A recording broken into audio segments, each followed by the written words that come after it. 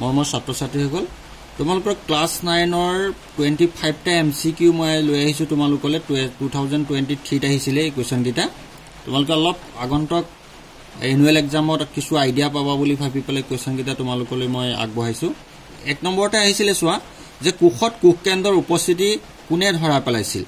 ইয়াত আছিল তোমালোকৰ ৰবাৰ্ট হুক ৰবাৰ্ট ব্ৰাউন স্লেডেন আৰু সোৱান লিউয়েন হুক ইয়াত চোৱা ৰবাৰ্ট হুকে কুখ আৱিষ্কাৰ কৰিছিল সেল কিন্তু কুখ কেন্দ্ৰটো আৱিষ্কাৰ কৰিছিল ৰবাৰ্ট ব্ৰাউন বি অপচনটো কাৰেক্ট বিত আছে চোৱা পৃথিৱীৰ মাধ্যকক্ষিক তৰণৰ জিৰ মান আছে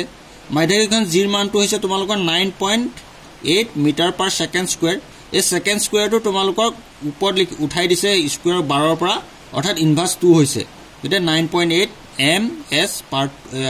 ইনভাৰ্স 2 এটুকে আমি 9.8 মিটাৰ পাৰ সেকেন্ড স্কয়াৰ বুলি কওঁ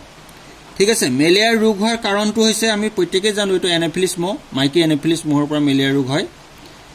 ডি আছে পানী উতলাংক হল the boiling points of water is এটো 373 কেলভিন এটুক আমি 100 ডিগ্ৰী সেন্টিগ্ৰেড কওঁ 100 ডিগ্ৰী সেন্টিগ্ৰেডকে কেলভিনত কলে 373 কেলভিন ঠিক আছে ইৰ আছে 100 ডিগ্ৰী সেন্টিগ্ৰেড উষ্ণতাত পানী কি অৱস্থাত পোৱা যায় এটা পানীতে আমি কি পাম লিকুইড আৰু গ্যাস দুইটা অৱস্থাতে পাওঁ তৰল আৰু বাষ্প অপচন এ কাৰেক্ট এফত আছে তলৰ কোনটোৰ ক্ষেত্ৰত আন্তঃআণৱিক বল সবুচ্চ হয় ইয়াত দিয়া আছে গ্যাস লিকুইড আৰু সলিড আৰু প্লাজমা দিয়া আছে অৰ্থাৎ প্লাজমা কণা ইয়াত আমি সাধাৰণতে কঠিন অৰ্থাৎ কঠিন অৱস্থাত তাত কি হৈ থাকে ইয়াৰ আন্তঃআণৱিক বলটো সবুচ্চ হয় কাৰণ বস্তুবিলাক বেছি টানি থাকে গোটা বস্তুবিলাক সেইকাৰণে কঠিন হ'ব অপচন সি কাৰেক্ট যি আছে তলৰ কোনটোৱে টিন্ডেল প্ৰভাৱ দেখুৱায় টিন্ডেল প্ৰভাৱ আমাক চিয়াঁহিয়ে দেখুৱায় চেনি ডবেটো নেদেখুৱায় গতিকে বা চেটোখাৰ ড্ৰপ সাবুন একিটা নেদেখুৱায় আমাৰ চিয়াঁহিয়ে দেখুৱায় গতিকে অপচন সি টু কাৰেক্ট এছত আছিল চোৱা তলৰ দিয়াবোৰৰ পৰা অসমসত্ব মিশ্ৰণটো উলিওৱা ইয়াত আছে সলিউশন এয়াৰ এলয় আৰু ইমুলেশন অৰ্থাৎ এই অপডপ অপচন ডি টু কাৰেক্ট হয় আইত আছে চোৱা কলডিয়া ড্ৰপটো বাছি উলিওৱা ইয়াত আছে ৰং বালি চুনপানী সোণৰ গহনা এই গোটেই কিটাৰ ভিতৰত অপচন এ টু কাৰেক্ট হয় ৰং যেটো আছে এমোনিয়াৰ ক্লোৰাইড আৰু বালিৰ মিশ্ৰণ কেনেদৰে পৃথক কৰিব পাৰি এটো উদ্ধপাতন প্ৰক্ৰিয়াত আমি কওঁ সাবলিমেশন এটো প্ৰক্ৰিয়াৰ দ্বাৰা আমি কি কৰিব পাৰো পৃথক কৰিব পাৰো অপচন এ কাৰেক্ট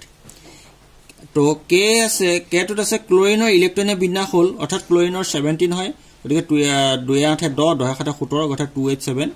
এটো অপচন সি কাৰেক্ট আইটোত আছে চোৱা তলৰ কোনটো মৌল নহয় মৌল বুলি কলে সিলিকা জাৰ্মেনিয়াম আৰ্গন একিটা মৌলত পৰি যায় হিৰাটো আমাৰ পেৰিয়ডিক টেবুলত নাই ডায়মণ্ডটো গতিকে এটো এলিমেন্ট নহয় এম টো আছে মেগনেছিয়ামৰ পাৰমাণবিক ভৰ the atomic mass of magnesium is এটো 24 অপচন সি কাৰেক্ট ইলেক্ট্ৰন আৱিষ্কাৰ কৰিছিল আছিল তোমাৰ জে থমসন কেবজন আৱিষ্কাৰ কৰিছে প্ৰথম জে থমসন আছিল ও আছে পৰমাণুৰ বহিত্ৰম কক্ষ সবুচ্চ কিমানটা ইলেক্ট্ৰন বহন কৰিব পাৰে আমি লাষ্ট যেটো আউটাৰমোস্ট যেটো সেল থাকে তাত সদায় 8টাই থাকে ভৰাব পাৰো আমি এটো অপচন বি কাৰেক্ট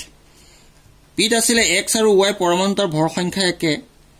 কিন্তু পাৰমাণবিক সংখ্যা বেলেগ বেলেগ অৰ্থাৎ ভৰ সংখ্যা একে পাৰমাণবিক সংখ্যা যদি বেলেগ বেলেগ হয় তেতিয়া হলে আমি ইয়াৰ উদাহৰণ হ'ব পাৰে তোমালোকৰ এটো কি হ'ব পাৰে সমভাৰী আইসোবাৰ্স হ'ব পাৰে আইসোবাৰ্স হয় অপচন সি কাৰেক্ট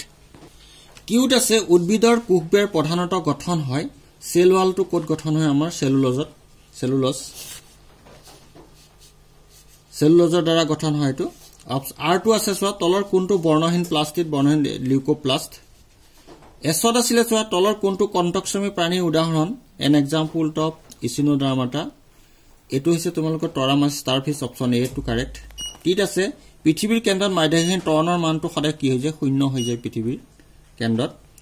আৰু ইউ টু হৈছে তলৰ কোনটো শব্দ কম্পনাংক মানুহে কানেৰে শুনে কানেৰে নুশুনে অৰ্থাৎ শুনিবলৈ হলে 20 ৰ পৰা 20000 হাৰ্টছৰ ভিতৰত হ'ব লাগে গতিকে 10 হাৰ্টছটো হৈছে 20 তকৈ কম গতিকে 10 হাৰ্টছত মানুহে নুশুনে কানে